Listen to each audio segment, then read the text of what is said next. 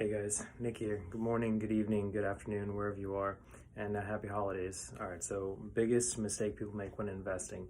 So let's start this off with an example. Let's say you're 20 years old and you don't have that much money for investing, or you're not making as much as what you would make in your later years.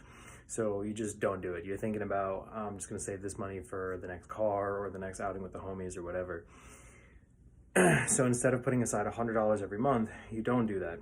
What would be the result of that $100 by the time you go to retire at 60? So over 40 years, $100 invested, generally speaking, with a return of 10%. We're going to assume that for the rest of the video just to keep it consistent. So at the end of those 40 years, by the time you go to retire, you would have how much money? That's right, you're a math genius. You have $500,000. You have $530,000 to be exact. Now, let's say you were 30 years old and now you're like a little bit older, you got some more money and your career is doing a little bit better. And you're like, oh, you know, someone else is talking about this investing thing, I should start doing it. So you started at 30 years old. You start doing $100 every month at that point, up until the retirement age of like 60. So now it's about 30 years instead of 40. How much money do you have? You're really good at this. I think you're cheating. That's right. You have about $200,000. What does that mean? From 20 to 30, over 10 years, you have now made less than half investing the same amount of money. So now you have to work twice as much. Think about that. You have to work twice as much. Okay? All right, let's take it one step further. Let's say you're 40 years old and you see all of your friends have their houses and their kids and their little retirement, blah, blah, blah. And you're over here like, I should have started this when I'm 30, but here we are.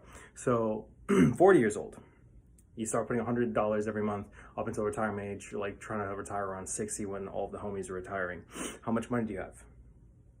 $100 every month until 60.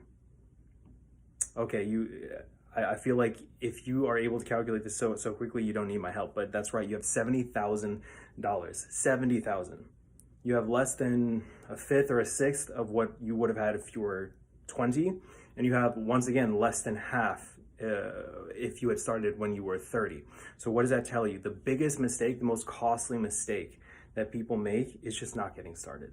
That's really it. So I know it seems really hard, it seems really complicated, and it kind of is. And you know, people like myself or other resources out there can help you figure out what to do with your money. But at the end of the day, just getting started or not getting started, I should say, is the biggest mistake that people make. Is they just, it seems too convoluted, they don't get started, and so time goes on. And that actually is the key, is that time is your greatest asset. And if you don't leverage that properly, then that actually will end up costing you big time in the long run. What does that mean? That means you have to work 2, 3, 4, or an example that we had just laid out, 5 times as much, as long, as hard as if you just didn't, if you had just gotten started to begin with. So quick, brief one, just to give you an example of what people typically do or don't do. And if this helped you guys, or if you would like any further tips, just, you know, follow us and we'll try to help you along as we go for it ourselves. See ya.